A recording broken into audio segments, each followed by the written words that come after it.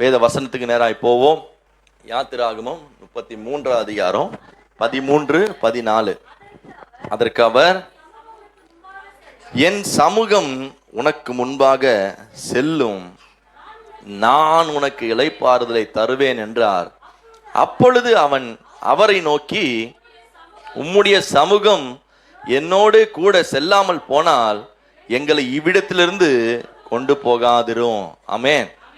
மோசேயை குறித்து மோசே செய்கிற அந்த ஜெபத்துல ஆண்டவர் கொடுக்கிற ஒரு வாக்குத்தத்தம் தான் என்ன அப்படின்னா, என் சமூகம் உனக்கு முன்பாக செல்லும். அநேக வாகனத்துல இந்த வார்த்தையை ஒட்டி இருக்கிறத நம்ம என்ன செய்வோம், பார்ப்போம். என் சமூகம், அந்த அந்த வசனத்தை ஒட்டி அந்த வண்டி எங்க போகுதுன்றது தான் ரொம்ப முக்கியமான விஷயம். ஆமென். எங்க ஓட்டியிருப்பாங்க? என் சமூகம். ஆமா, நீங்க அப்படியே திருப்பூர் ரவுண்டான போய் லெஃப்ட்ல நிறுத்தீங்கன்னா ஒரு கடை இருக்கும். அதை நான் வீடியோல சொல்ல விரும்பல. இந்த வாசகத்தை போட்டிருக்கிற, இந்த வசனத்தை போட்டிருக்கிற அந்த வாகனம் எங்க போய் நிற்கும்? எந்த கடையில? திருப்பூர் ரவுண்டான பக்கத்துல ஒரு லெஃப்ட்ல என்ன பண்ணுவோம். ஆனா வசனம் என்ன போட்டிருக்கு அந்த வாகனத்து மேல? என் சமூகம். இந்த வார்த்தைய எவ்வளவு போராடி ஆண்டவருடைய கையிலிருந்து மோசே பெற்றுக்கொள்கிறார் அப்படின்னா, அதனுடைய தலைப்பு நீங்க வாசித்தா உங்களுக்கு புரியும். 33 அதிகாரம் 5ஆம் வசனத்தில் ஆண்டவர் சொல்றாரு, ஏனென்றால் நீங்கள் வணங்கா கழுத்துள்ள ஜனங்கள், நான் ஒரு நிமிஷத்திலே உங்கள் நடுவில் எழும்பி, ஆகையால் நீங்கள் போட்டிருக்கிற உங்கள் ஆபரணங்களை கழற்றி போட்டு, அப்பொழுது நான் உங்களுக்கு செய்ய வேண்டியதை அறிவேன் என்று இஸ்ரவேல் புத்திரருக்கு சொல்லு. ஏன் ஆண்டவர் இதை சொல்றாரு அப்படின்னா, இந்த இஸ்ரவேல் ஜனங்களை ஆண்டவர் ஆரம்பித்த நாள்ல இருந்து சுமார் பல வருடங்கள் ஆண்டவர் நடத்திட்டு வந்துட்டார். யாத்திராகமத்துல முதல் அதிகாரத்துல தேவனாகிய கர்த்தர் இந்த ஜனங்களோடு பேசி இந்த ஜனங்களை விடுவித்து ஜனங்களை நடத்துவதற்கு ஆண்டவர் என்ன செய்கிறாருங்க, ஆரம்பிக்கிறார். இதை ஆரம்பித்த நாள்ல இருந்து இந்த ஜனங்க கூட பல சமயம் போராட்டம். 1-2 போராட்டம் கிடையாது. தண்ணிக்காக பிரச்சனை, சாப்பாடுக்காக பிரச்சனை, அப்புறம் கறிக்காக நாங்கள் இறைச்சி பாத்திர தண்டையிலே உட்காந்து என்ன செஞ்சோம், சாப்பிட்டுட்டு இருந்தோம் அப்படின்னு இவங்க சொல்றாங்க. யார்கிட்ட சொல்றாங்கன்னா, தேவனுடைய தாசனாகிய மனுஷனுங்க மோசே கிட்டையும் ஆண்டவர்கிட்ட சொல்றாங்க. எங்க உட்காந்து சாப்பிட்டாங்களா இவங்க? இறைச்சி பாத்திரங்கள் அண்டையிலே என்ன செய்யுதோம், இவங்க இறைச்சி பாத்திரத்துக்கிட்ட உட்காந்து இருந்தாங்க. ஒரு அடிக்கும் ஒரு செங்கல் என்ன பண்ணும், தூக்கணும், செங்கல் அறுக்கணும், செங்கலை சுடணும். இவங்களுக்கு கொடுமையா பார்வன் என்ன செய்தானா, வேலை வாங்கினான். ஆனா இவங்க ஆண்டவருக்கு முன்னாடி நிற்கும் போது பல சந்தர்ப்பத்துல இவங்க தேவனை முறுமுறுத்து, ஊழியக்காரனை முறுமுறுத்து கடந்து வந்தாங்க. ஆனா ஒரு கட்டத்துல என்ன செஞ்சாங்க அப்படின்னா, 32ஆவது அதிகாரத்துல 7ஆவது வசனத்தை வாசிக்கும் பொழுது 32:7, அப்பொழுது கர்த்தர் மோசேயை நோக்கி, நீ இறங்கி போ. தங்களை என்ன செஞ்சாங்க, கெடுத்து கொண்டாங்க.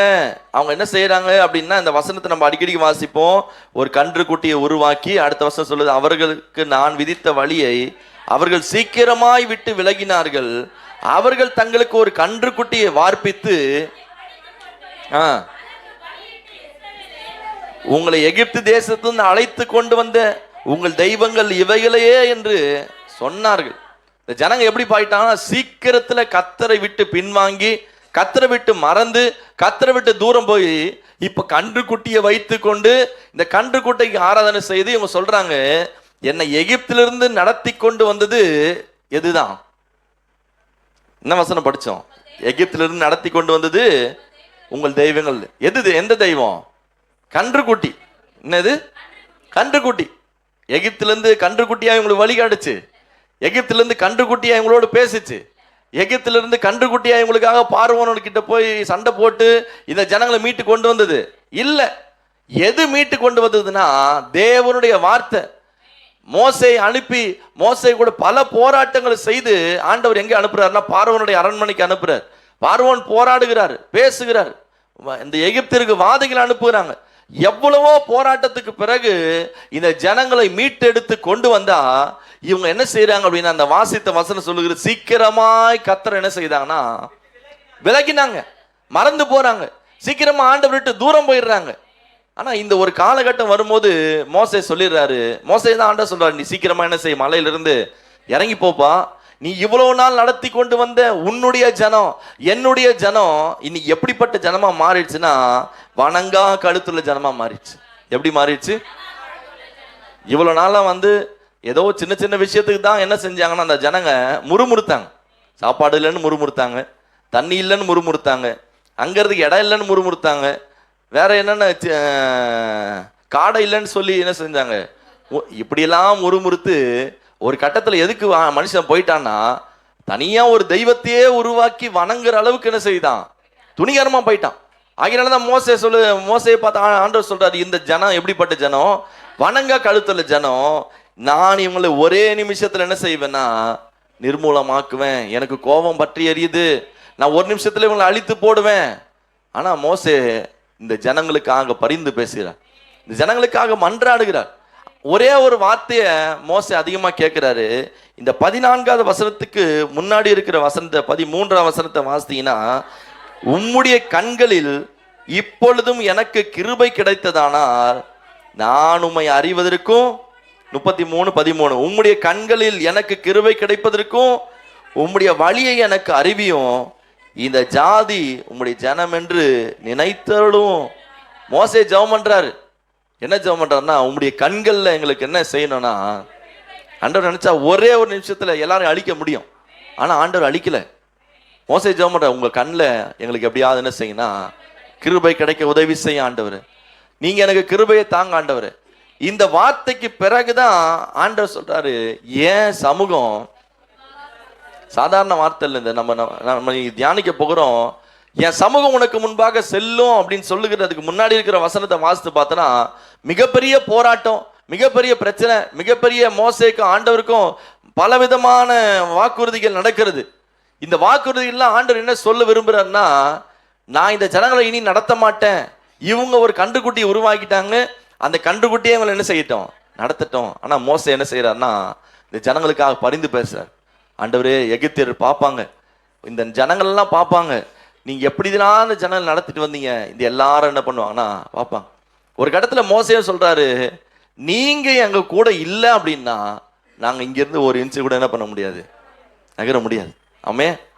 அவர் கடைசியா சொல்ற ஒரு வார்த்தை என்னன்னா, உங்க கிருபை இல்ல, உங்க இரக்கம் இல்லைன்னா என் வாழ்நாட்கள்ல ஒரு நாள் நான் கடக்க முடியாது. அப்போதான் ஆண்டவர் சொல்றாரு, என் சமூகம் உனக்கு முன்னாடி போவோம்பா. உன்னுடைய பலத்தினால ஒருவேளை மோசே சொல்லியிருக்கலாம், என் பலத்தினால இவ்வளவு நாள் நான் நடத்திட்டேன், இல்லை நான் எப்படியோ கொண்டு வந்தேன், எப்படியோ அந்த ஜனம் கூட போராடினேன் அப்படின்னு மோசே கூட முயற்சி எடுத்திருக்கலாம்.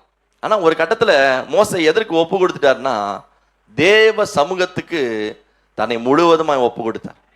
உங்க சமூகம் எனக்கு முன்னாடி போலன்னா நான் என்ன செய்ய மாட்டேன்னா இந்த ஜனத்தை நடத்த மாட்டேன். இந்த ஜனத்தை குறித்து ஆண்டவரே சொல்றாரு, இந்த ஜனம் வணங்கா கழுத்துள்ள ஜனம். அப்போ மோசையினால யாராலையும் இந்த ஜனத்தை என்ன செய்ய முடியாதுன்னா நடத்த முடியாது.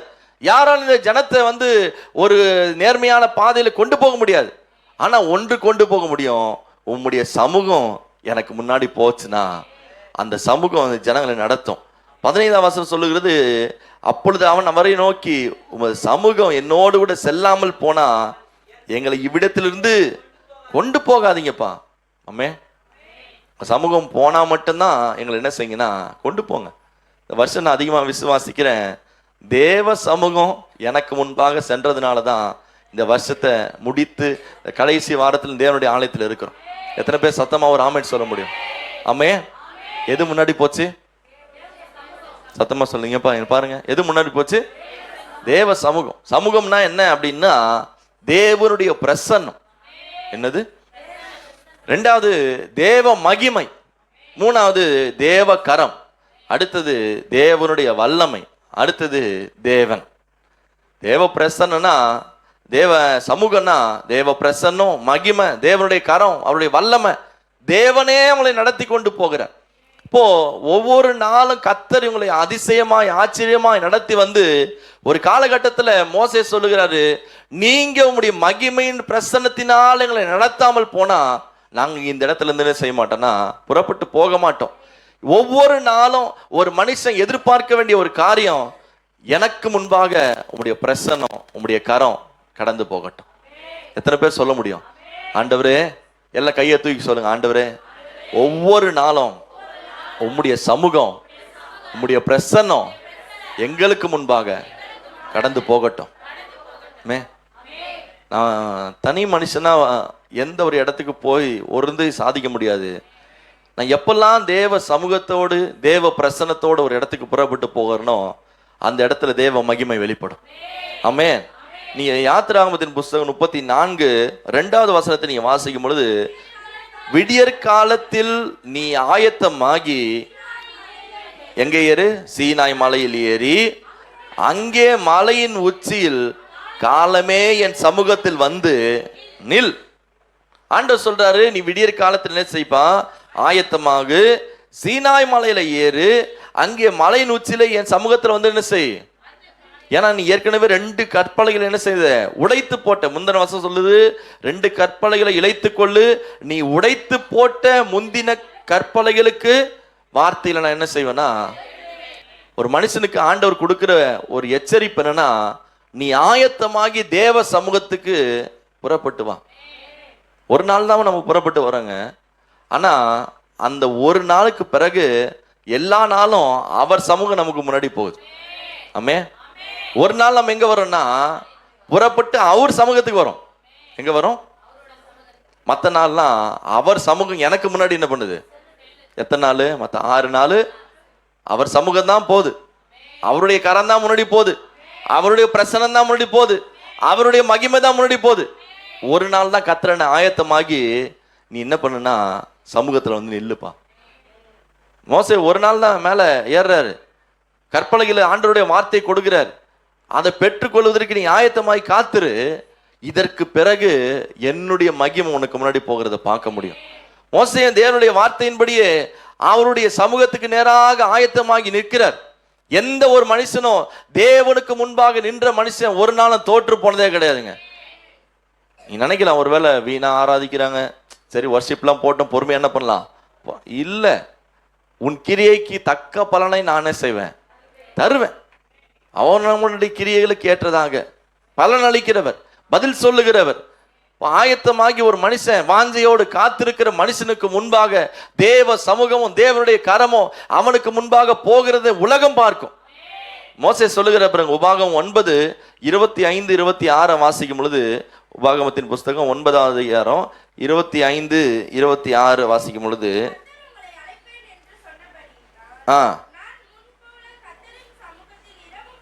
கர்த்தர் உங்களை அழிப்பேன் என்று சொன்னபடினால், ஆண்டவர் சொன்னார்லாங்க நான் உங்களை அழிச்சு போடுவேன்னு. அதுக்காக மோசே என்ன செய்கிறார்னா, நான் முன்போல கர்த்தருடைய சமூகத்தில் இரவும் பகலும் 40 நாள் என்ன செய்கிறேன்? விழுந்து கிடந்தேன். அப்பொழுது நான் கர்த்தரை நோக்கி பண்ணின விண்ணப்பமாவது, ஆண்டவரே தேவரீர் உம்முடைய மகத்துவத்தினாலே மீட்டு பலத்த கையினால் எகிப்திலிருந்து கொண்டு வந்த அழிக்காதிருப்பீராக. மோசே என்ன செய்யறாருன்னா, இரவும் பகலும் எத்தனை நாள் விழுந்திருக்காரு? 40 நாள். ஏற்கனவே 40 நாள் விழுந்திருந்துதான் 2 கற்பலைகளை வாங்கி கீழே இறங்கினாரு. இந்த ஜனங்க கண்டுகுட்டியை வைத்து ஆராதிக்கிறத பார்த்த அந்த ஒரு கோபத்துல கற்பலையில் என்ன செஞ்சுட்டாரு? உடைச்சிட்டார். அதனாலதான் சொல்றாரு, நான் உங்களை அழிப்பேன்னு சொன்ன மாத்திரத்துல திரும்ப நான் ஜெபம் பண்ணேன், திரும்பவும் மன்றாடினேன், திரும்ப 40 நாள் தேவ சமூகத்துல போய் விழுந்து கிடந்தேன். மலை மேல போய் சுகமா இல்லைங்க மோசே. மலை மேல போயிட்டு ஒருவேளை நல்ல ஒரு ரூம் போட்டு நல்ல ஹீட்டர் போட்டு அப்படிலாம் இல்லை. 40 நாள் இரவும் பகலும் தேவனுடைய வார்த்தைக்காக ஆண்டவர் சமூகத்துல போய் அமர்ந்திருக்கிறார். நீங்க பேசணும் ஆண்டவர், நீங்க தான் எங்களோடு இடைப்படணும், உங்க சமூகம் என்னோடு பேசணும், உங்க வார்த்தை எனக்குள்ள வெளிப்படணும். விழுந்து கிடக்கிறார். அதனாலதான் சொல்றாரு, அவர் 40 நாள் நான் விழுந்திருந்து அவரை நோக்கி விண்ணப்பம் பண்ணினேன். என்ன விண்ணப்பம்னா, எகிப்திலிருந்து கொண்டு வந்த முடியாது ஜனத்தையும் உங்களுடைய சுதந்திரத்தை என்ன செய்யாதீங்க, அழிக்காதீங்க. 27 சொல்லுகிற, கர்த்தர் அவர்களுக்கு வாக்குத்தத்தம் பண்ணியிருந்த தேசத்தில் அவர்களை வெறுத்தபடினாலும் அவர்களை வனாந்திரத்தில் கொன்று போடும்படிக்கு கொண்டு வந்தார் என்று தாங்கள் விட்டு புறப்படும்படி நீ செய்த தேசத்தின் குடிகள் சொல்லாதபடிக்கு. அடுத்து சொல்ல, தேவரீர் இந்த ஜனங்களின் முரட்டாட்டத்தையும் இவர்கள் ஆகாமியத்தையும் இவர்கள் பாவத்தையும் பாராமல் தாசராகிய ஆபிரகாம், ஈசாக்கு, யாக்கோபு என்கிறவர்களை நினைத்தருளும். சொல்றாரு பாருங்க, இந்த ஜனங்க பண்ண முரட்டாட்டம், ஜனங்களுடைய பாவம், இந்த ஜனங்களுடைய சூழ்நிலை பார்க்காதீங்க. ஒரு பெரிய கூட்டம் பார்க்குது. ஆண்டவரே, நீங்க எகிப்திலிருந்து கொண்டு வந்தீங்களே, கொண்டு வந்து ஜனங்களை ஆண்டவர் வனாந்திரத்தில் அழித்து போட்டாருன்னு மற்றவங்க என்ன செய்யக்கூடாதுன்னா சொல்லாதபடிக்கு நீங்க எப்படியாவது இறங்கணும். உங்க சமூகம் எனக்கு முன்னாடி போகணும். இந்த 40 நாள் நான் ஏன் தேவ சமூகத்தில் விழுந்திருக்கேன்னா, இந்த 40 நாள் ஒருவேளை பைத்தியக்காரத்தனமா உபவாச ஜபம் 21 நாள் என்ன பண்றாங்க? சத்தமா சொல்லுங்க. வேற வேலை இல்லை அவருக்கு, அதனால என்ன செய்யறாங்க? 21 நாள் ஜபம் வச்சுன்னுக்குறாங்க. அவருக்கு 3 வேலையும் 3 இடத்துல இருந்து என்ன பண்றாங்க? டிஃபன் கொடுக்குறாங்க. நல்லா சாப்பிட்டு என்ன பண்றாரு? இல்லைங்க, மோசே 40 நாள் எங்க விழுந்து இருந்தாரு? என்ன படிச்சு 40 நாள் எங்க விழுந்து கிடக்கிறாரு? மலை உச்சியில 40 நாள் விழுந்து கிடக்கிறாரு. எதுக்கு விழுந்திருக்காருன்னா, உங்க சமூகம். சத்தமா சொல்லுங்க, பக்கத்துல கை கொடுத்து சொல்லுங்க. காலையில தூங்காதீங்க. மோசே 40 நாள் தேவ சமூகம் முன்னாடி போகணும்னு விழுந்திருந்தார். அதுதான் முன்னாடி போச்சு.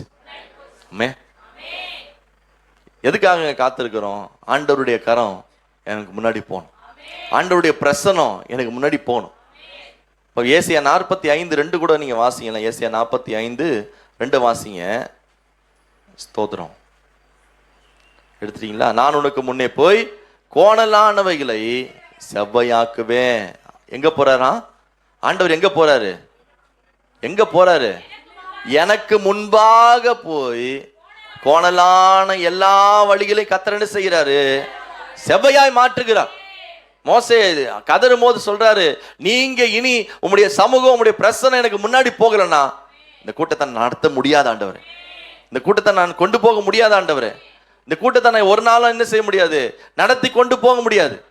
நான் ஆண்டவர் சொன்ன வார்த்தை, நான் உனக்கு முன்னாடி போவேன், நான் உனக்கு முன்பாக போவேன்ப்பா.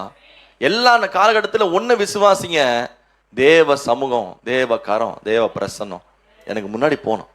நிறைய பிள்ளைங்க படிக்கிறீங்க, நீங்கள் படித்து முடித்த உடனே நம்ம சுய விருப்பம், சுய தேவை எல்லாமே ஓகே. ஆனால் ஒன்றை விசுவாசிக்கணும்.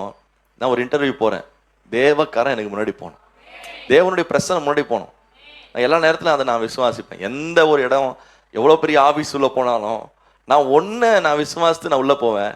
நான் உள்ளே போகிறதுக்கு முன்னாடி கர்த்தருடைய பிரசன்னம் எனக்கு முன்னாடியே போகும். அது எப்படிப்பட்ட இடமா இருந்தாலும் சரி, எங்கேயும் பயப்படுத்த வேண்டிய அவசியமே. இன்டர்வியூ போகிறோம், பயந்து நடங்கணும்னு அவசியம் கிடையாது. இல்லை எக்ஸாம் போகிறோம், பயந்து நடங்கணும்னு. ஏன்? உண்மையாய் தேவ சமூகத்தில் தேவனுடைய பிள்ளைங்க காத்திருப்பாங்கன்னு சொன்னா, ஆயத்தமாகி தேவ சமூகத்தில் நிற்கிற பிள்ளைங்க ஒரு நாளும் பயந்து பின்வாங்கி நிற்கணும் அவசியமே இல்லைங்க. அவங்களுக்குள்ள ஒரு பெரிய விசுவாசம் இருக்கும்.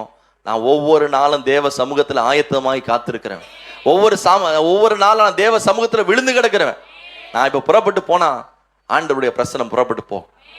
மோசையை குறித்து நம்ம வேதத்தில் வாசிக்கிறோமே, மோசே மலையிலிருந்து இறங்கி வந்த பிறகு ஜனங்கள் எல்லாம் அவரை பார்க்க முடியாதுன்னு சொன்னாங்களாம். நீங்க என்ன பண்ணாதீங்க, பார்க்க முடியாது. ஏன்?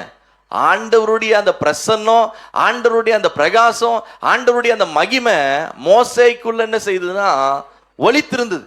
மோசையே ஜனங்களால் என்ன செய்ய முடியல, முகம் பிரகாசித்திருந்ததான். அவருடைய முகத்தை யாராலையும் பார்க்க முடியலையா. அப்படிப்பட்ட ஒரு வெளிச்சம், அப்படிப்பட்ட ஒரு பிரசன்னம். இன்னைக்கு இருக்கிற சூழ்நிலையில ஒவ்வொருத்தரும் நீங்க விசுவாசிங்க. எந்த இடத்துக்கு போனாலும், எந்த சூழ்நிலைக்கு போனாலும், எப்படிப்பட்ட ஒரு பெரிய டாஸ்க் உங்களுக்கு முன்பாக இருந்தாலும் ஒன்ன விசுவாசிங்க, எனக்கு முன்னாடி தேவ சமூகம், தேவ பிரசன்னம் போகும். நம்புறீங்களாமா? ஹலோ, நம்புறீங்களான்னு கேட்டேன். நம்புறீங்களா? வேலைக்கு போகும்போது நான் எனக்கு எல்லாம் தெரியும், நான் இன்டர்வியூ போய் அட்டன் பண்ணுவேன் இல்லை, எனக்கு முன்னாடி ஆண்டவருடைய பிரசன்னம் போகும். எக்ஸாம் எழுத போறீங்களே, அங்கே ஐயோ நான் என்ன எழுதுவேன், நீ படிக்கணும். அடுத்தது ஒன்றை விசுவாசிக்கணும். நான் விடியற் காலத்தில் ஆயத்தமாகி தேவ சமூகத்தில் காத்திருந்தேன், நான் புறப்பட்டு போகும்போது தேவ சமூகம் எனக்கு முன்னாடி போகும். ஆமே. நீங்கள் உபாகம் 33:27 நீங்கள் வாசிப்பீர்கள் என்று சொன்னால், உபாகமத்தின் புஸ்தகம் 33 அதிகாரம் 27 வாசிங்களேன். அவர் சொல்றாரு பாருங்க, அநாதி தேவனே உனக்கு அடைக்கலம், அவருடைய நித்திய புயங்களே உனக்கு ஆதாரம். அவர் வசனம் சொல்லுகிறது பாருங்க. ஆண்டவர் எப்படிப்பட்டவர் அப்படின்னா, நமக்கு முன்னாடி போகிறவர் அநாதி தேவன். அவர் நமக்கு எப்படி இருக்கிறார்னா அடைக்கலமா இருக்கிறார். முன்னாடி போனவர் யாரு? நமக்கு அனாதி தேவன், அவரே அடைக்கலம்.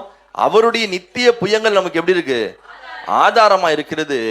அவர் உனக்கு முன்னின்று சத்துருக்களை துரத்தி அவர்களை அழித்து போட்டு என்று கட்டளையிடுவார்.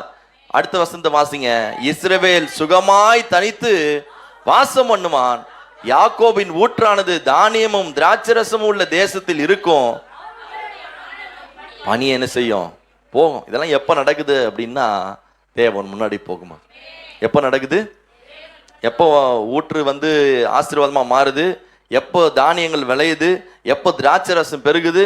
எப்போ வானத்திலிருந்து பனியும் மழையும் பெய்யுது அப்படின்னா, யாரு முன்னாடி போனோம்? கர்த்தர் முன்னாடி போனோம். அனாதி தேவன் போகணும், அடைக்கலமானவர் போனோம், வல்லமை உள்ளவர் போனோம், மகிமையானவர் முன்னாடி போனோம். அதனாலதான் மோசே சொல்லி முடிக்கிறாரு, இஸ்ரவேலே நீ பாக்கியவான், கர்த்தரால் ரட்சிக்கப்பட்ட ஜனமே உனக்கு ஒப்பானவன் யார்? ஆமே. கர்த்தர் அழைத்த மனுஷனுக்கு ஒப்பானவன் இந்த பூமியில ஒருத்தரும் கிடையாதுங்க. கர்த்தரை தெய்வமாய் கொண்டிருக்கிற மனுஷனுக்கு ஒப்பான இந்த பூமியில யாரும் கிடையாது. எந்த மனுஷனுக்கு முன்னாடியும் கர்த்தர் நம்மை நிறுத்துவதற்கும் பேசுவதற்கும் கர்த்தரே நமக்கு ஞானத்தை தருவார். வசனம் சொல்ல, நீ யாருன்னா நீ பாக்கியவான், ரட்சிக்கப்பட்ட ஜனமே நீ யாரு? பாக்கியவான். உனக்கு ஒப்பானவன் யார்? உனக்கு சகாயம் செய்யும் கேடகமோ, உனக்கு மகிமை பொருந்திய பட்டயமோ அவரே. உன் சத்துருக்கள் உனக்கு இச்சகம் பேசி அடங்குவார்கள், அவர்கள் மேடுகளை மிதிப்பா என்று மோசே கடைசியா ஜெபம் ஆசீர்வதிக்கிறார். அவர் மரணிக்கும் போது இந்த ஜனங்கள் எல்லாம் ஆசீர்வதிக்கிறாரு. இப்படிப்பட்ட ஒரு ஜனத்தை பார்க்கல. ஆண்டவர் உங்களை அதிகமாய் நேசித்திருக்கிறார். ஏன் நேசித்தார் அப்படின்னா, அவரால் தெரிந்து கொள்ளப்பட்ட ஜனம், அவரால் நடத்தப்பட்ட ஜனம், அவரால் ஒவ்வொரு நாளும் ஆசீர்வதிக்கப்பட்ட ஜனம். யாரு? இஸ்ரவேல் ஜனம். யாருங்க ஆசீர்வதிக்கப்பட்டவங்க? கர்த்தர் கூட இருக்கிற மனுஷன் தான். உலக பிரகாரமான மனுஷனுக்கு ஆண்டவர் எல்லா ஆசீர்வாதையும் கொடுப்பார். ஆனா ஆண்டவர் என்ன செய்வார்னா, கைவிட்டுருவார். நம்ம போன வாரத்தில் கூட தியானித்தோம்ல, ஐஸ்வர்யவானு லாசரு 2 பேர் இருந்தாங்க. உலகத்துல இருக்கும்போது ஐஸ்வர்யவானுக்கு எல்லாத்தையும் ஆண்டவர் என்ன செஞ்சாரு? எல்லாத்தையும் கொடுத்தாரு. ஆனா கடைசியில் என்னதான் வந்தது? நரகம் தான் வந்தது. ஆனா லாசருக்கு ஒண்ணுமே கொடுக்கல. இந்த பூமியில வெறும் பருக்களோடு வியாதியோடு அந்த ஐஸ்வர்யவான் வீட்டு மேஜையில் இருந்து கீழே விழுகிற ஏதாவது மிச்சம் மீதி அந்த சாப்பாடை சாப்பிட்டு வாழணும்னு நினைச்ச மனுஷன் எங்க இருந்தாரு? ஆபிரகாமின் மடியில. ஆனா உலகத்துல எல்லா வசதியில இருந்த மனுஷன் எங்க இருந்தாரு? நரகத்துல இருந்தார். நான் சொல்லுகிறேன், ரட்சிக்கப்பட்ட ஜனம் இந்த உலகத்துல விசேஷமாக்கப்பட்ட ஜனம். எத்தனை பேர் நம்புறோம்? நீங்க ரட்சிக்கப்பட்டிருக்கீங்களா அப்படின்னா நீங்க சோர்ந்து போய் பேசாதீங்க. நான் பெரிய தெம்பான மனுஷங்க, இந்த உலகத்துல நான் ஆசீர்வதிக்கப்பட்டவன். ஏன் அப்படின்னா வசனமே சொல்லுது, கர்த்தரால் தெரிந்து கொள்ளப்பட்டவன், கர்த்தரால் நேசிக்கிற ஒரு மனுஷன், கர்த்தர் விசேஷமா நம்மளை அழைத்திருக்கிற ஒரு மனுஷன். நீங்க வேகமா என்னாகமத்தின் புஸ்தகம் 14வது அதிகாரம் 13-14 எடுத்து வாசித்தீங்கன்னா, என்னாகமோ 14, 13, 14 எடுத்து வாசித்தீங்கன்னா, எடுத்துட்டீங்களா? எகிப்தியர் என்ன செய்வாங்கன்னா இதை கேட்பார்கள், இவர் நடுவிலிருந்து உம்முடைய வல்லமையினாலே இந்த ஜனங்களை கொண்டு வந்தீரே. மோசே சொல்றாரு பாருங்க, கர்த்தரை நோக்கி எகிப்தியர் எதை செய்வாங்கன்னா கேட்பாங்க. அவர்கள் நடுவிலிருந்து ஆண்டவர் எப்படி கொண்டு வந்தார்னா, சாதாரணமா கொண்டு வரலங்க இந்த ஜனங்களை. இவங்க கிளம்பி வரும்போது அப்படியே சோர்ந்து போய், அப்படியே வரும்போதே ஒரு பலன் இல்லாமல வந்தாங்க. வரும்போது எப்படி வந்தாங்கன்னா ரொம்ப கெத்தா கிளம்பி வந்தாங்க. எங்க வந்தாங்க? கெத்தா கிளம்பி வந்தாங்க. எல்லாம் எடுத்துங்க, என்னாகமோ 14, 13. இவங்க எப்படி வந்தாங்கன்னா, செங்கடல் முன்னாடி நிக்குது. மோசே நடத்தி கொண்டு வந்த இடத்துல எங்க இருக்கு? செங்கடல் முன்னாடி இருக்கு. இவங்க அந்த செங்கடலை பார்த்து புலம்புறாங்க, முறுமுறுக்கிறாங்க. எல்லாமே இவங்களுக்கு தான் தெரியுமே தவிர பின்னாடி வருகிற பார்வோனுக்கு என்ன செய்யாது. ஆனா ஆண்டவர் செங்கடலை 2ஆ பிரிச்சார், வழியை திறந்தாரு. இவங்க வரும்போது எப்படி வந்தாங்கன்னா ராஜரீகமா வந்தாங்க. 2 பக்கமும் தண்ணீர் மதில் சுவரை போல நிக்குது. வனாந்திரத்துல வெட்டாந்தரையில நடக்கிறது போல என்ன செஞ்சாங்கன்னா, மோசே சொல்லுகிறார் பாருங்க, எகிப்தியர் இதை கேட்பார்கள், அவர்கள் நடுவிலிருந்து உம்முடைய வல்லமையினாலே அந்த ஜனங்களை நடத்தி கொண்டு வந்தீரே. கர்த்தராகி நீர் இந்த ஜனங்களின் நடுவில் இருக்கிறதையும், கர்த்தராகி நீர் முகமுகமாய் தரிசனமாகிறதையும். நல்லா நிறுத்துங்க. மோசே சொல்றாரு பாருங்க, கர்த்தராகிய நீர் இந்த ஜனங்கள் நடுவிலே இருக்கிறதையும் யாரு பாக்குறது? இத எகிப்தியர் பாக்குறாங்க. உலக ஜனம் என்ன பண்ணுது? மற்ற எல்லாரும் என்ன செய்றாங்க? அடுத்து சொல்றாரு, கர்த்தராகிய நீர் முகமுகமாய் தரிசனமாகிறதையும் உம்முடைய மேகம் இவர்கள் மேல் நிற்கிறதையும் பகலிலே மேகத்துணிலும் இரவிலே அக்கினி துணிலும் நீர் இவர்களுக்கு முன் செல்லுகிறதையும் எல்லாருக்கும் தெரியும். ஒரு பெரிய கூட்டம் நடந்து வருது, எகிப்துல இருந்து வருது. அவங்கள ஆண்டவர் நடத்தி வந்த பாதைய நம்ம பார்த்தா ரொம்ப ஆச்சரியமா இருக்கும். எல்லா ஜனங்களுக்கும் தெரியும், அங்க இருக்கிற எல்லா தேசத்துல இருக்கிற குடிகளுக்கு தெரியும். எகிப்துல இருந்து 6 லட்சம் பேர் புறப்பட்டு வராங்க. ஒரு பெரிய கூட்டம் புறப்பட்டு வருது. அந்த கூட்டத்துக்கு யார் உதவி செய்யறதுன்னா, மனுஷன் உதவி செய்யல, கர்த்தர் உதவி செய்யற. யார் உதவி செய்யறது? மனுஷன் உதவி செஞ்சா என்ன கொடுக்க முடியும்? சாப்பாடு கொடுக்க முடியும், இல்ல தண்ணி கொடுக்க முடியும். அப்போ கூட ஒரு 10 பேருக்கு கொடுக்கலாம். 6 லட்சம் பேருக்கு கொடுக்க முடியுமா? முடியாது. எத்தனை நாளைக்கு கொடுக்க முடியும்? 6 லட்சம் பேருக்கு 3 வேலை என்ன பண்ணும்? 365 நாளும் கொடுக்கணும். முடியுமா? முடியாது. கர்த்தர் வானத்தின் மதகுகளை திறந்தாலும் முடியாதுன்ற மாதிரி தான் இருக்கு. ஆனா இந்த ஜனங்கள் ஆண்டவர் மனுஷனை விட பல மடங்கு, மனுஷனால செய்ய முடியாது.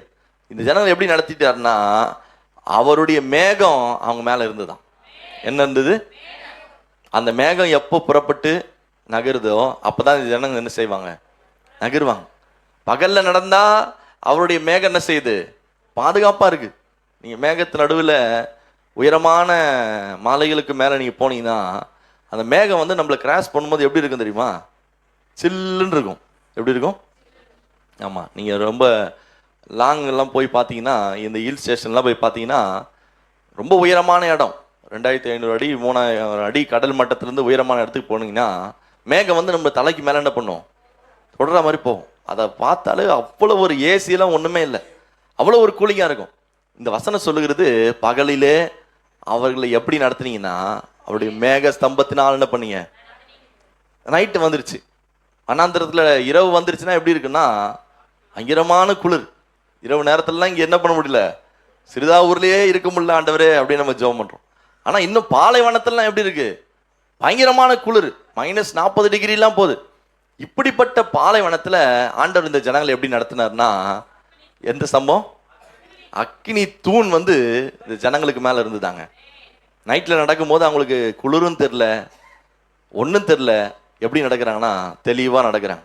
நான் என்ன நம்புகிறேன், ஆண்டவர் நம்மை நடத்தி வந்ததும் அப்படி தான் நடத்தி வர்றார். பகலிலே மேக ஸ்தம்பத்தினாலும் இரவில அக்கினி ஸ்தம்பத்தினாலும் தேவன் நடத்தி வருகிறார். ஆமே. எதனால விசேஷித்தவங்க? கர்த்தர் நம்ம கூட வர்றதுனால தான் விசேஷித்தம். இந்த ஜனங்கள் எல்லாரும் பார்க்குறாங்க. இந்த ஜனங்களுக்கு மட்டும் தேவனே என்ன செய்கிறாரு? உதவி செய்கிறார்.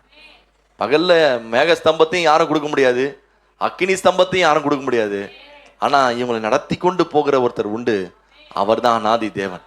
அவரே இவங்களுக்கு அடைக்கலம், அவரே இவங்களுக்கு புகலிடம். இந்த வசனத்தை நான் உட்கார்ந்து இரவு நேரத்தில் தியானிக்கும் போது ஆண்டு சொன்னேன், இந்த வருஷம் முழுவதும் நான் நடத்தினேன்ப்பா.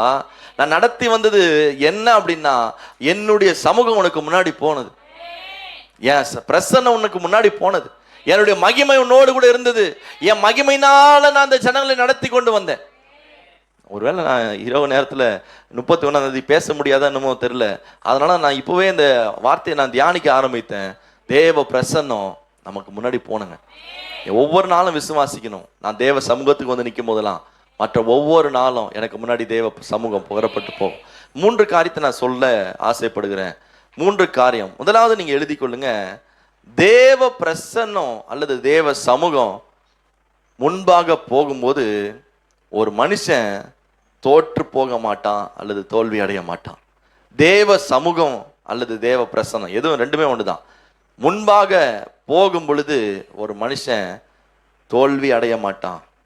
எடுத்துக்கொண்டு 1 சாமுவேலின் புஸ்தகம் 17வது அதிகாரம் 41வது வசனத்தை எடுத்துக்கொள்வோம். 1 சாமுவேல் 17:41.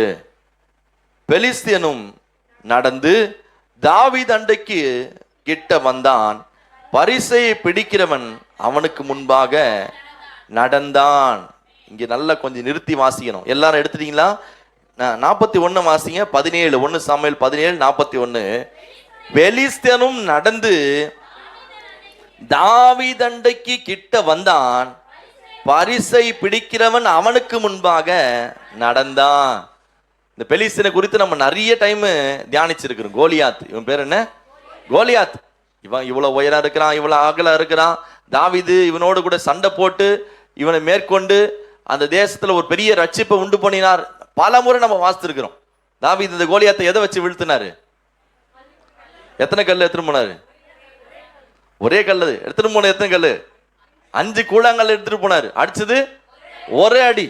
அவ்வளவு பெரிய மனுஷன் ஒண்ணு இல்லாம போனான். ஆனா நான் இப்ப அதை பத்தி எல்லாம் பேச விரும்பல. ஒன்ன நான் முக்கியத்துவப்படுத்த விரும்புறேன். பெலிஸ்தன் நடந்து தாவீது கிட்ட வரான். பெலிஸ்தனுக்கு முன்னாடி பெரிய பரிசையை பிடித்து கொண்டிருக்கிறவன் முன்னாடி நடந்தான். ஆமே, இவன் பெரிய வீரன் தாங்க, பெரிய பராக்கிரமசாலி. இவனுக்குள்ள எல்லா யுத்தத்தை செய்கிறதுக்கு எல்லாமே இருந்தது. இவனுக்கு முன்னாடி யார் நடந்ததுன்னா, அவனுடைய போர் சேவகன் என்ன செய்யறானா, ஒரு பெரிய பரிசையனா கேடகத்தை பிடிச்சு கொண்டு இந்த பெலிஸ்தன் பின்னாடி வரான். முன்னாடி யாரு போறது? ஒரு மனுஷன், சாதாரணமான ஒரு மனுஷன் அந்த ஒரு பரிசை எடுத்துக்கொண்டு என்ன செய்யறான்? போகிறான். இன்னொரு பக்கத்துல யார் வர்றது அப்படின்னா, 43 இருந்து நம்ம தொடர்ந்து வாசிப்போம். பெலிஸ்தன் தாவீதை பார்த்து, நீ தடிகளோடு என்னிடத்தில் வர நான் நாயா என்று சொல்லி, எல்லாம் படிங்க, அவன் தன் தேவர்களை கொண்டு தாவீதை பார்த்து, என்னிடத்தில் வா, நான் உன் மாம்சத்தை ஆகாயத்து பறவைகளுக்கும் காட்டு மிருகங்களுக்கும் கொடுப்பேன் என்றான். அதற்கு தாவீது பெலிஸ்தனை நோக்கி, அப்படி நிறுத்துங்க. அதற்கு தாவீது பெலிஸ்தனை பார்த்து ஒரு வார்த்தை சொல்றாரு. நீ எங்க எப்படி வரனா, நீ பட்டயத்தோடும் ஈட்டியோடும் வருகிறாய். இப்ப நிறுத்துங்க நிறுத்துங்க நிறுத்துங்க. எதுல வர நீ? பட்டயம், ஈட்டி, கேட, மூணுத்தையும் கொண்டு அதை பிடிக்கிறதுக்கும் ஒரு ஆள் வச்சு முன்னாடி என்ன செஞ்ச? நடந்து வர. ஆனா நான் எப்படி திரும்ப நிக்கிறேன்? பொறுமையா வாசிங்க. நானும் நீ நிந்தித்த இஸ்ரவேலுடைய இராணுவங்களின் தேவனாகிய சேனைகளுடைய கர்த்தரின் நாமத்தினாலே உன்னிடத்தில் வருகிறேன்.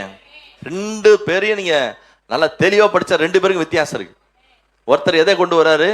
ஈட்டி, பட்டயம், கேடகம், அதை பிடிக்கிறதுக்கு ஒரு ஆளு, சைட்ல தூக்குறதுக்கு ஒரு ஆளு, எல்லாத்தையும் என்ன பண்றாரு? கொண்டு வர்றாரு. ஆனா ஒரு மனுஷன் வரான், சின்ன பையன், சிவந்த மேனி, அழகிய ரூபம், அழகிய கண்கள், சிறுவனா இருக்கிறான். ஆனா இவன் என்ன கொண்டு வரான்னா, ஒன்னுத்தையும் கொண்டு வரலங்க.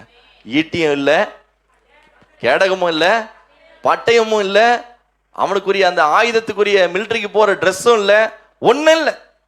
இவன் எப்பவும் போல சாதாரணமா தடி எடுத்துட்டு என்ன செய்யறான்னா வந்து நிக்கிறான். அந்த பெலிஸ்தன் பார்த்த உடனே ஆச்சரியப்படுறான். யாரா நீ? எங்க இருந்துடா வர? என் கூட சண்டை போட வரவெல்லாம் பெரிய பெரிய ஆயுதத்தை எடுத்துட்டு பெரிய பெரிய ஜெகஜாண்டிக்கா வந்து நின்றுதான் நான் பார்த்துருக்கிறேன். நீ ரொம்ப அற்பமா வந்து நிக்கிறிய. நீ யாரு? நீ தடி எடுத்துட்டு வர்றது நான் நாயா? என்னை அடிச்சா சாகடிக்க போற? இல்ல என்னை பார்த்தவனுக்கு எப்படி தெரியுது?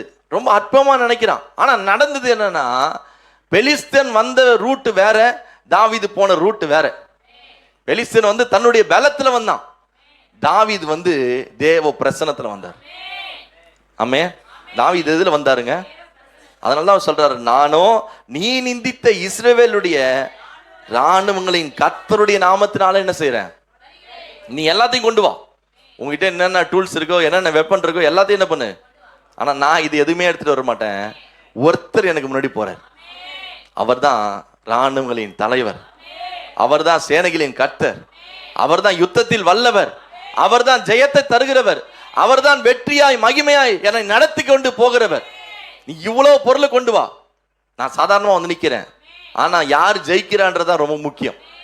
எத்தனை பேர் தூக்கம் வருது? வந்து வந்து உட்காந்து 1 மணி நேரத்துல பல பேர் நல்லா தூங்கி வழியறீங்க.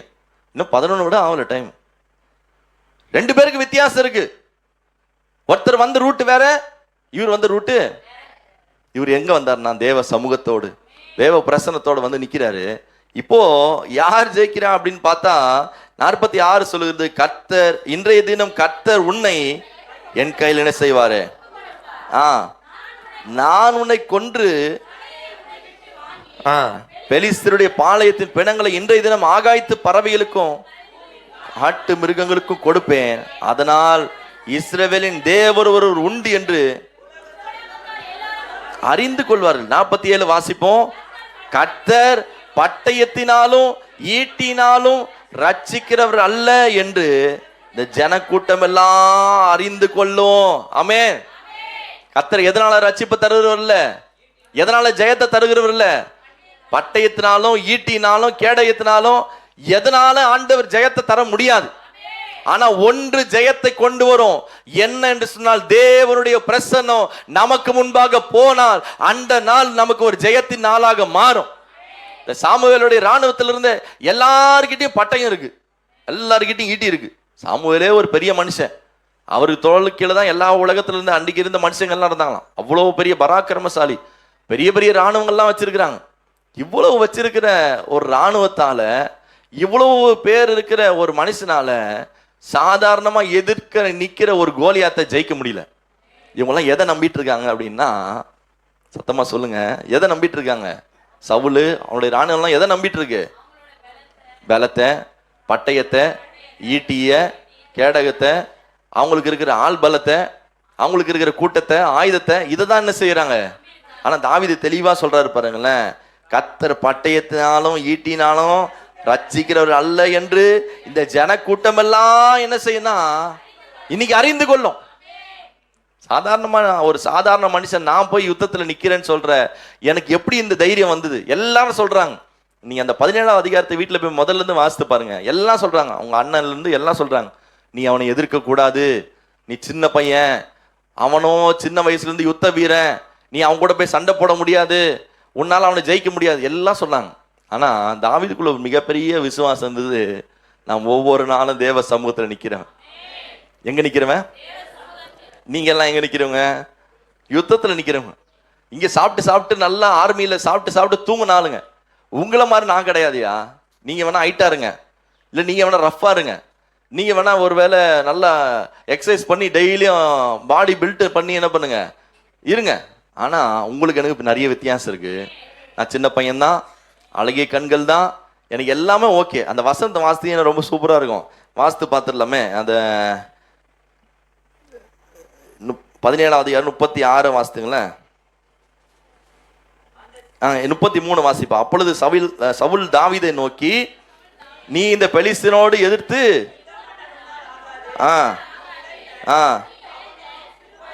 அவனோ யாரு? சிறு வயது முதல் யுத்த வீரன். போகும்போதே சொல்லிட்டாங்க, நீ அவனை எதிர்த்து என்ன பண்ண முடியாது, நீ ஜெயிக்க முடியாது, போக முடியாது, வர முடியாது, அவங்ககிட்ட இவ்வளவு வெப்பன் இருக்கு, உன்னால கத்தியை தூக்க முடியல, அதை தூக்க முடியல, எல்லாத்தையும் என்ன பண்ணிட்டாங்க சொல்லிட்டாங்க. இதுக்கும் பத்தாதுன்னு 38 வாசிங்க.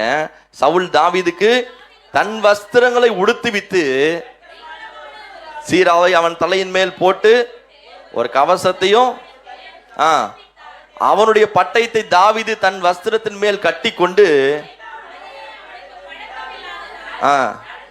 நடந்து பார்த்தான்.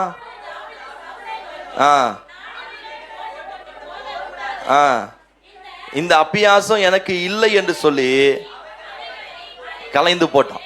இப்போ பாருங்க, ஃபர்ஸ்ட் போக முடியாது, அவன் பெரிய ஆளுன்னு சொன்னாங்க. ரெண்டாவது என்ன பண்றாங்கன்னா, சரி போறதுதான் போற, நான் உனக்கு என்ன பண்றேன், ஒரு அட்வைஸ் தரேன், இன்னைக்கு நீ சாக தான் போறன்னு முடிவாயிடுச்சு, நான் ஒரு அட்வைஸ் தரேன், என்ன போடுற, என் ட்ரெஸ்ல என்ன பண்ண எடுத்து என்ன பண்றாருன்னா, ஒரு தலை சீராவை போட்டாரு, ஒரு கவசத்தை எடுத்து மாறு கவசத்தை கொடுத்தாரு, கத்தி எதனா பட்டா நீ சாகாத மாதிரி ஒரு கவசத்தை போட்டுக்க, அதுக்கு மேல வஸ்திரத்தை போடு, அதுக்கு மேல என்னுடைய பட்டயத்தை என்ன பண்ணு எடுத்துக்கோ. இவ்வளத்தையும் எடுத்து தாவீது என்ன பண்றாருன்னா நடந்து பாக்குறாரு. இதை நடந்து பார்த்தா இதை போட்டுக்கிட்டு போய் நான் நின்று இதை போட்டுட்டு போனாலே அவன் என்ன பண்றான், என்ன ஓடி வந்தே பிடிச்சி என்னை கொண்டுருவான் போல இருக்கியா, என்னை சாகடிக்கிறதுக்கே வழி கொடுக்குறீங்க. ஆனா என்ன செஞ்சாரா, தாவீது அவைகளை கலைந்து போட்டு எல்லாத்தையும் என்ன பண்ணிட்டாரு, தூக்கி போட்டுட்டு எப்படி போறான்னா, பிடித்து கொண்டு எடுத்து அடைப்பையில போட்டு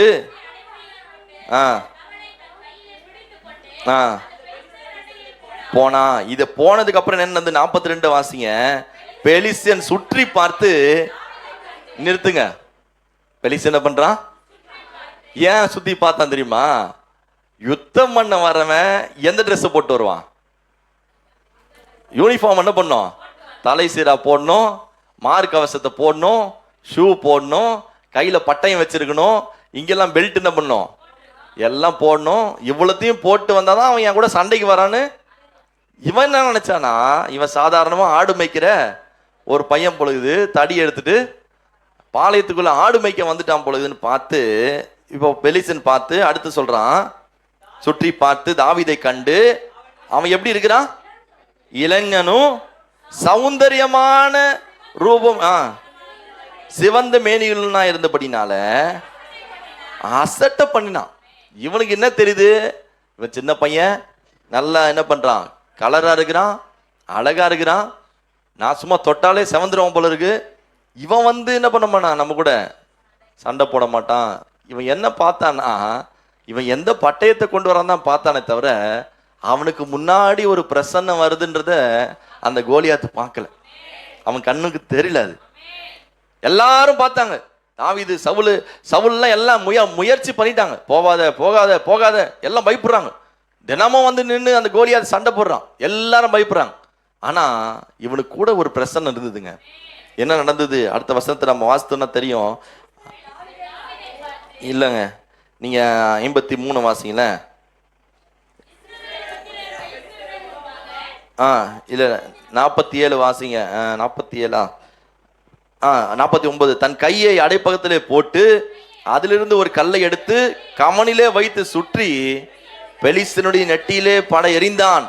அந்த கல் அவன் நெற்றியில் பதிந்து போனதினால் அவன் தரையிலே முகங்குப்புற என்ன செய்தான், விழுந்தான். இவ்விதமாக தாவீது ஒரு கவனினாலும் ஒரு கல்லினாலும் பெலிஸ்தனை கொண்டு மடங்கடித்து கொன்று போட்டான்.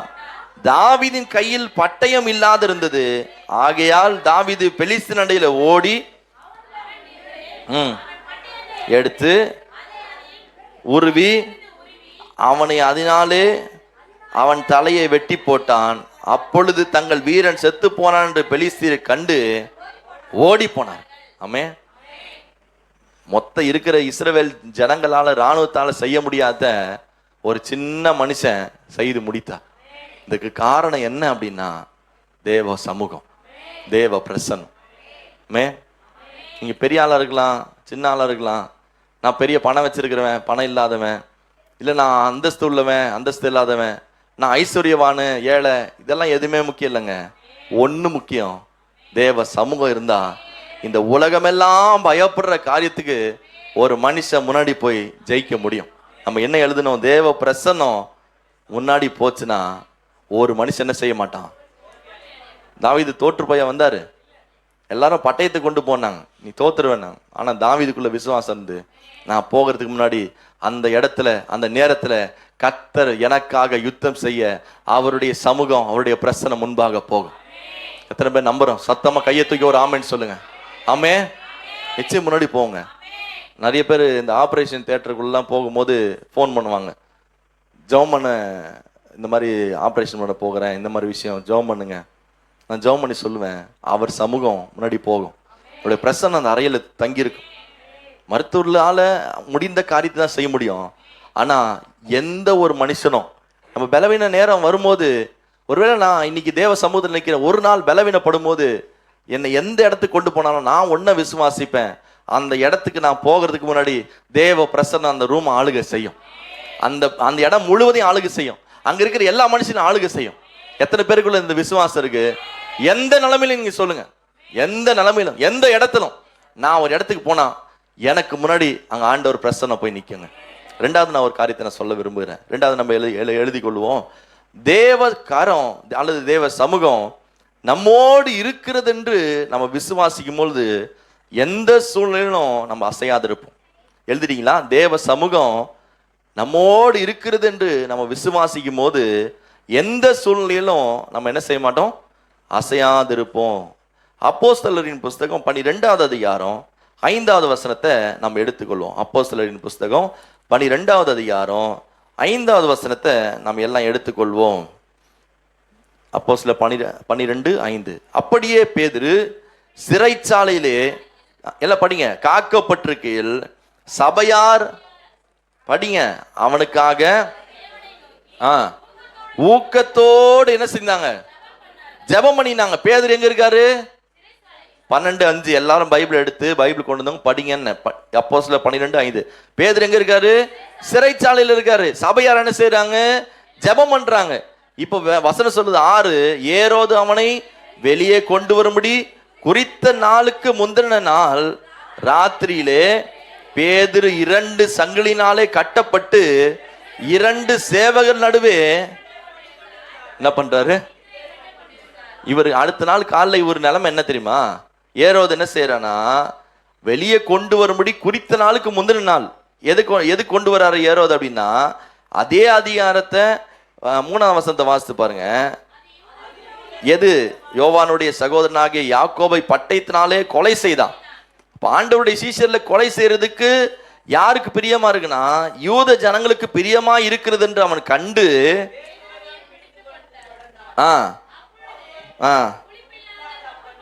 நாட்களா இருந்தது. அவன் பிடித்து சிறைச்சாலையில வைத்து பஸ்கா பண்டிகைக்கு பின்பு எண்ணி 4 போர் சேவகர்களாக ஏற்படுத்தி 4 வகுப்புகளின் வசமாய் 4 ஸ்டேஜ் இருக்கு. எத்தனை ஸ்டேஜ்? 1 2 காவல்லாம் கிடையாது. ஃபர்ஸ்ட், செகண்ட், தேர்டு, 4வது ஸ்டேஜில் தான் என்ன பண்றாங்க? பேதுரு வச்சிருக்கிறாங்க. அவர் எதுக்கு அவ்வளவு பத்திரமா பாதுகாக்கிறாங்கன்னா, பண்டிகை முடியணும். பண்டிகை முடிஞ்ச உடனே பேதுரு என்ன செய்யணும்? வெளியே கொண்டு வந்து கொலை செய்யணும். இதுதான் அந்த ஏரோதனுடைய திட்டமா இருந்தது.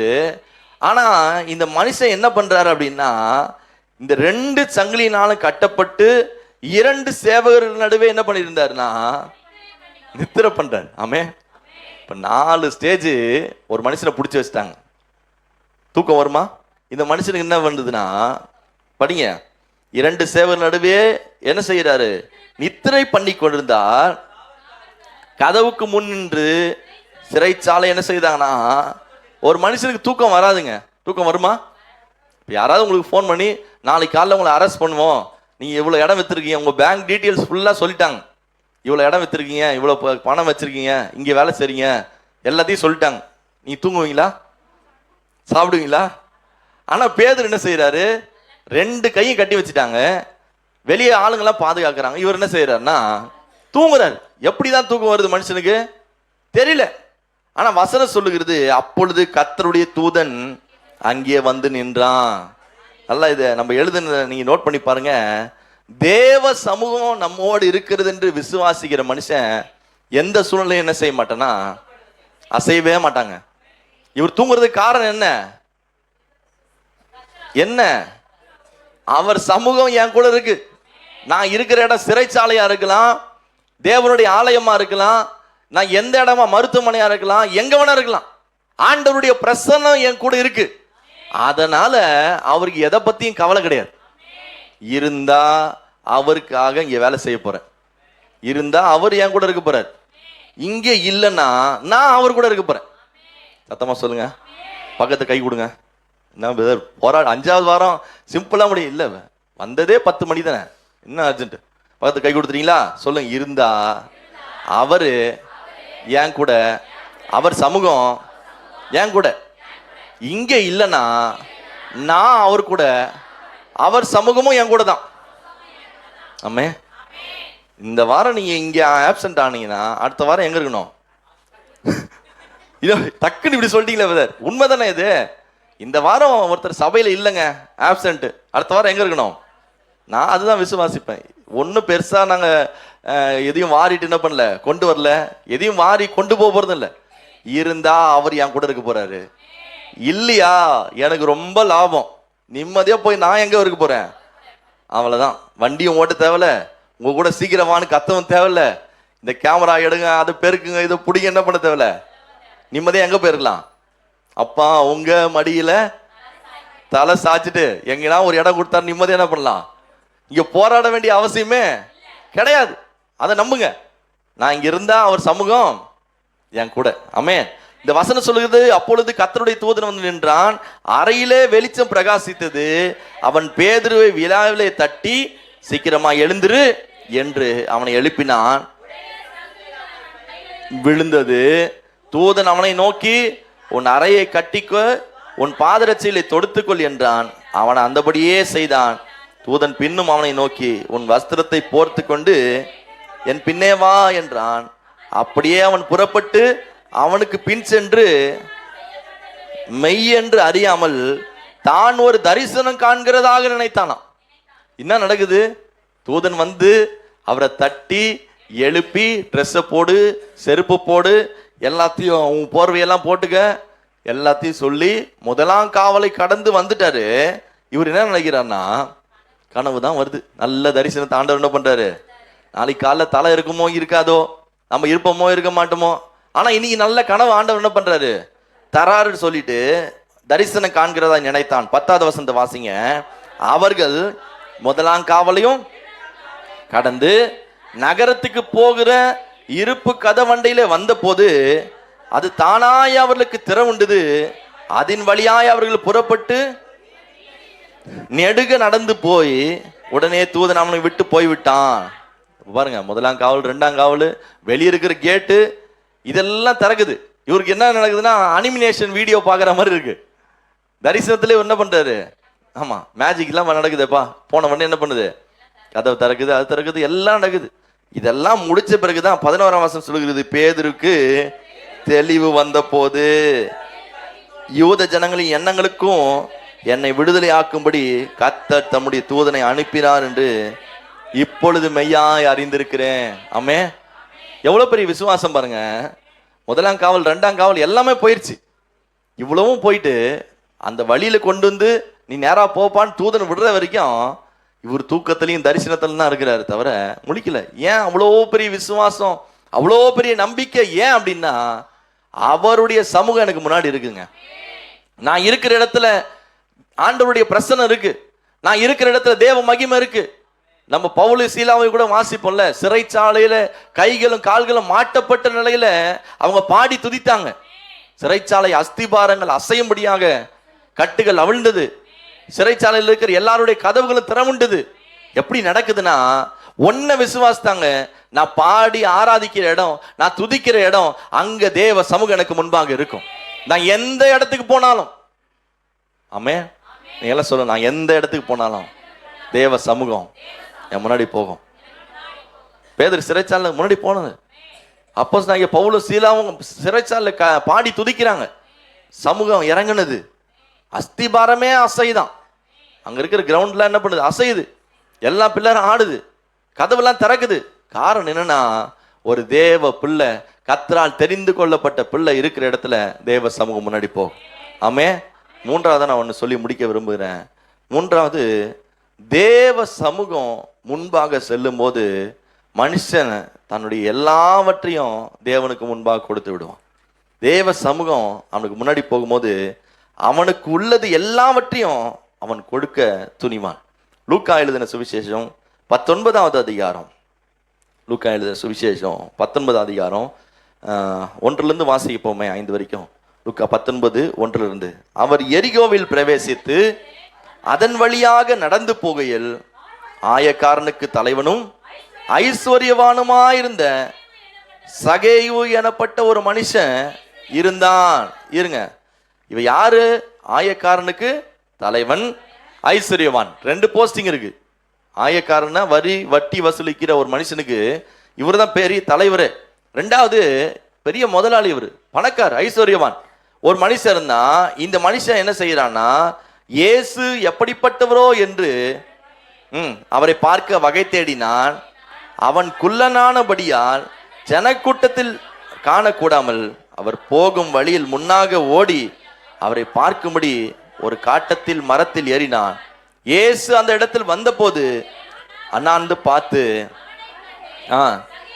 சீக்கிரமா இறங்கி வா, இன்றைக்கு தங்க வேண்டும் என்று சொன்னான்.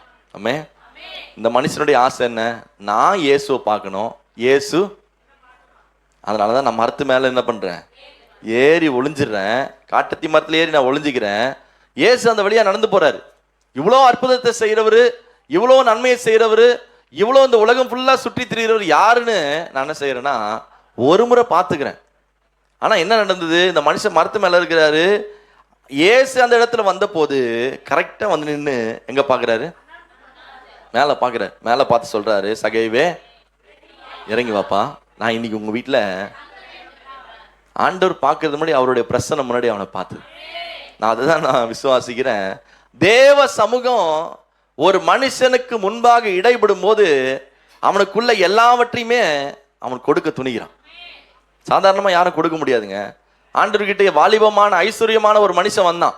நல்ல போதகரே, நான் ரட்சிக்கப்படுவதற்கு, நான் நித்திய ஜீவனை பெறுவதற்கு நான் என்ன செய்யணும் அப்படின்னு கேட்டான். ஆண்டவர் சொன்னாரு, கற்பனைகளை கைக்கொள், கட்டளைகளை கைக்கொள்ளு, எல்லாத்தையும் சொன்ன பிறகு அவன் சொன்னான், நான் சிறு வயதிலிருந்தே இவைகள் எல்லாம் என்ன செய்யறேன், கை கொள்ளுகிறேன். இன்னும் என்கிட்ட என்ன குறை இருக்கு?